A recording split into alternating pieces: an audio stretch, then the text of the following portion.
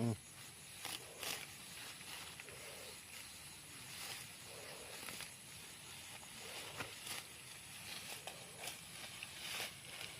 সময় ঘাস কাটতে আসলে জুতা পিনতে আসবা, জুতা বহুত দরকার।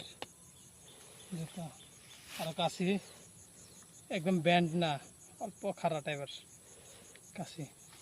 আর এমনি করে কাটতে লাগে না, এমনি করে কাটলে যে হাত কাটবো কাশি দিয়ে, সবসময় বহে কাটতে লাগে কাশি দিয়ে। দেখো